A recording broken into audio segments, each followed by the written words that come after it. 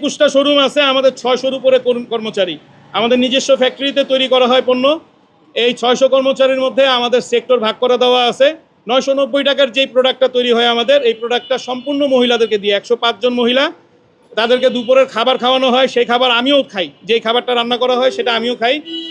ওই 105 জন মহিলার ওই ফ্লোরে আমাদের কোনো পুরুষ মানুষ যায় না। তারা পর্দার সহিত কাজ করে, তারা সময় মতো নামাজ পড়ে, তারা সময় মতো ইবাদত বন্দেগীর পাশাপাশি উৎসব মুখর পরিবেশে কাজ করে।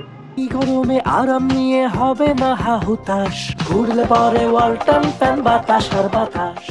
ঘটনার দিন রাতে আমাকে হাতিরঝিল থানা পুলিশ ওসি তিনি আমাকে ফোন দিয়ে বললেন যে এই ঝামেলাটা এইখানেই আপনারা সমাধান করে নেন, নিজেরা সমাধান করে নেন, কারণ ওনার সাথে আপনি পেরে উঠবেন না।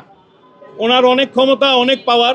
এতদিন পর্যন্ত এই পথ চলা এই মার্কেটে চলাফেরা ছিল আমাদের সবার একজন পরিচিত নাম সুব্রত বাইন, তারও এখানে দোকান আছে এখনো ভাড়া দেওয়া। তো এই তাদের নামের উপরে বেস করেই তারা এই মার্কেটে একটা রাজত্ব কায়েম করে রাখছে। সেই ক্ষেত্রে নতুন কেউ আইসা আসলে এখানে টিকতে পারে না। আমরা ঠিকই আছি শুধুমাত্র গ্রাহক ভালোবাসায়, অন্যথায় আমাদের পক্ষে সম্ভব হতো না। শুধু গ্রাহকদের জন্য, গ্রাহকদের আনাগোনা এত বাড়ছে এই মার্কেটে।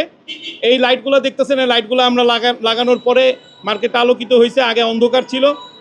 ওনাদের কাস্টমাররা ম্যাক্সিমাম সময় আসে রাত্রে 11টা-12টার পর, এবং ওনারা কাস্টমারদের বাসায় পাঠিয়ে দেয় হচ্ছে লাগেজ ভরে প্রোডাক্ট পাঠিয়ে দেয়, গাড়ি দিয়ে লাগেজ ভরে প্রোডাক্ট পাঠায়। সেই প্রোডাক্ট নিয়ে তারা যায়, গিয়ে ওইখান থেকে কেনাকাটা করে তারা কার্ড পাঠিয়ে দেয়, কত কি বিল আসায় বিষয় সেগুলো পাঞ্চ করে রেখে দেয়। তো ওনাদের কাস্টমার বেজই আলাদা।